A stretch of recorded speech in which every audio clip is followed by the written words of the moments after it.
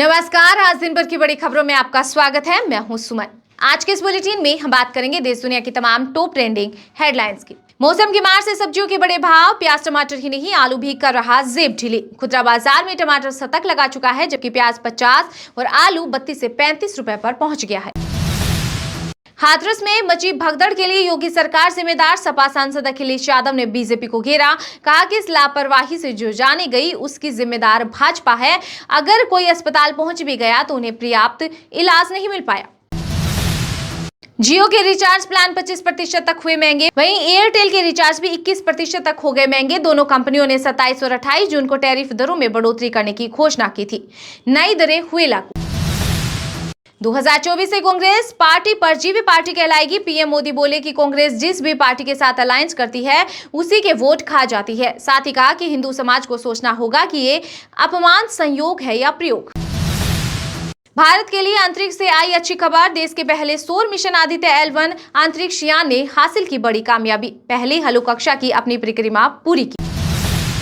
हाथरस भगदड़ मामले में सत्संग कार्यक्रम के मुख्य दावेदार देव प्रकाश मधुकर और अन्य आयोजकों पर गिरिराज भोले बाबा के सेवादारों ने भीड़ पर चलाई थी लाठियां।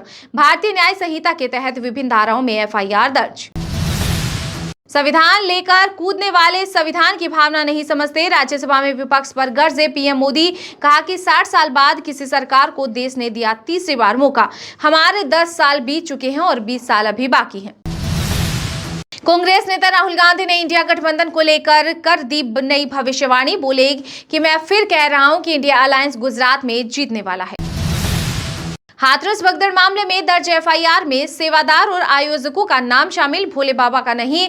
वहीं हादसे में घायल हुए लोगों से मिले CM योगी। बोले कि दोषियों को बख्शा नहीं जाएगा।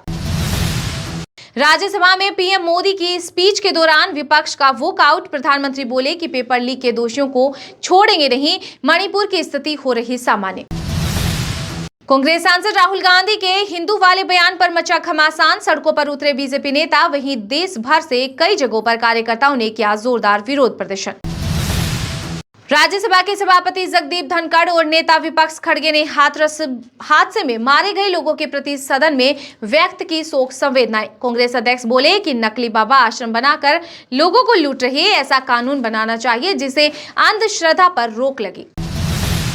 मध्य प्रदेश के वित्त मंत्री जगदीप देवड़ा ने विधानसभा में नई सरकार का पहला बजट किया पेश। पुलिस विभाग में होगी 7500 भर्तियां। शिक्षा, खेल और लाडली बहनों के लिए भी खोला खजाना। परीक्षा से 2 घंटे पहले बनेंगे NEET PG question paper. Media report में दावा, इसी महीने हो सकता है एग्जाम।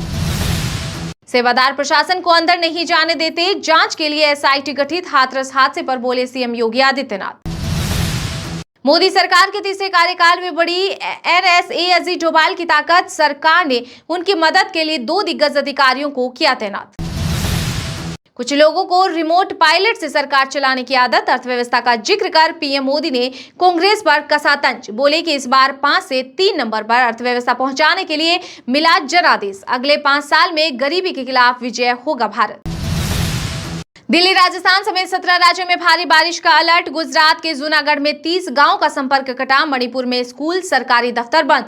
वहीं असम में बाढ़ से 11 लोग हुए प्रभावित। रूस के विदेश मंत्री से मिले S जयशंकर। इस दौरान कई अहम मसलों पर हुई चर्चा। भारतीय नागरिकों की सुरक्षा का भी उठा मुद्दा। झूठ फैलाने वाले सच नहीं सुन पा रहे। राज्यसभा से विपक्ष के बहिष्कार पर बोले पीएम मोदी। कहा कि देशवासियों ने जो आदेश दिया है उसे वे पचा नहीं पा रहे। बरसात में बढ़ सकता है बीमारियों का खतरा, कम हो सकती है इम्यूनिटी और घट सकती है ताकत। स्वास्थ्य विभाग ने अलर्ट किया जारी। प्रभास की फिल्म कल की बनी घरेलू बॉक्स ऑफिस पर 8वीं सबसे ज्यादा कमाई करने वाली फिल्म। 6 दिन में कुल 371 करोड़ का किया कलेक्शन। रजनीकांत की जेलर का तोड़ा रिकॉर्ड। भ्रष्टाचार करे आम आदमी पार्टी, शिकायत करे कांग्रेस और कार्रवाई हो तो गाली दे मोदी को। विपक्षी एकता पर प्रधानमंत्री ने बोला हमला। हाथरस भगदड़ मामले को लेकर सुप्रीम कोर्ट में दायर की गई जनहित याचिका। SIT बनाकर जांच करने की मांग। वहीं हादसे की गंभीरता को देखते हुए मौके पर भारी पुलिस बल तैनात। झारखंड के नए CM होंगे हेमंत सोरेन। मुख्यमंत्री चंपई सोरेन देंगे इस्तीफा, बनेंगे JMM के कार्यकारी अध्यक्ष। कैबिनेट मंत्री सत्यानंद भोक्ता का बड़ा खुलासा। एप्पल यूजर्स को एआई का इस्तेमाल पड़ेगा महंगा, कंपनी हर महीने वसूलेगी रकम। ब्लूमबर्ग की रिपोर्ट के मुताबिक कंपनी एप्पल डिवाइसेस से एआई फीचर्स को लेकर मंथली सब्सक्रिप्शन ला सकती है। इतना मजाक, इतना अपमान, मैं इस कुर्सी पर बैठकर बहुत दुखी हूं। राज्यसभा के सभापति जगदीप धनखड़ ने विपक्ष के बहिर्गमन को लेकर दिया बड़ा बयान। सोने चांदी की कीमतों में आई तेजी। आईबीजीए की वेबसाइट के मुताबिक 10 ग्राम 24 कैरेट गोल्ड 281 रुपए बढ़कर 71,983 रुपए पर पहुंचा। वहीं 1 किलो चांदी 88,857 रुपए पर हुई। बांग्लादेश भारत संबंधी दक्षिण एरिया के लिए मॉडल प्रधानमंत्री शेख हसीना ने कहा कि भारत के सहयोग को कभी नहीं भूल सकते। पीएम मोदी को चुनाव लड़ने से अयोग्य ठहराने की याचिका खारिज। दिल्ली हाईकोर्ट बोला, लगता है कि याचिकाकर्ता मानसिक समस्याओं से पीड़ित है। जम्मू कश्मीर में सेना ने बस खाई में गिरने से बचाई। ब्रेक फेल हुआ तो लोग कूदने लगे। जवानों ने पहियों के नीचे पत्थर रखकर रोकी बस। चंडीगढ़ एयरपोर्ट पर बॉलीवुड एक्ट्रेस और भाजपा सांसद कंगना रनौत को थप्पड़ मारने वाली सीआईएसएफ की महिला जवान कुलविंदर कौर का बेंगलुरु तबादला। भारत की भूमि से होंगे कैलाश मानसरोवर दर्शन। अब श्रद्धालुओं को चीन जाने की जरूरत नहीं। उत्तराखंड की धामी सरकार दर्शन यात्रा की तैयारियों में जुटी। भारतीय छात्रों के लिए बड़ी खुशखबरी, अब अमेरिका में कर सकेंगे इंटर्नशिप। न्यूयॉर्क में भारतीय दूतावास ने नया पोर्टल किया लॉन्च। पहले गोलगप्पे में मिले कैंसर पैदा करने वाले केमिकल, अब शोरमा के सैंपल के नतीजे देख चौंक गया खाद्य सुरक्षा विभाग। एफएसएसएआई ने जारी की चेतावनी।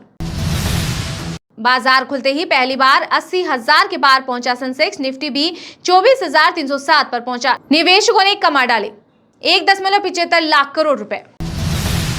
अमेरिका में दिखेगी राम मंदिर की झलक। 18 अगस्त को न्यूयॉर्क में भारत दिवस की परेड में राम मंदिर की निकाली जाएगी झांकी। दिल्ली के पूर्व डिप्टी सीएम मनीष सिसोदिया और बीआरएस नेता के कविता को राउज एवेन्यू कोर्ट से मिला बड़ा झटका। शराब नीति केस में 25 जुलाई तक बड़ी हिरासत। हरियाणा के करनाल में पुलिस भी सुरक्षित नहीं। 2 बाइक सवार बदमाशों ने एएसआई की गोली मारकर की हत्या। घर के पास ही कर रहे थे सैर। घटना के सामने आने के बाद मचा हड़कंप। ट्रेनों में अब हवा से चलेंगे पंखे। पटना के इंजीनियरिंग कॉलेज के छात्रों ने तैयार किया खास तकनीक। भारत सरकार से मिला पेटेंट। बिहार के डिप्टी सीएम सम्राट चौधरी ने अयोध्या में पगड़ी उतारकर सरयू नदी में लगाई डुबकी।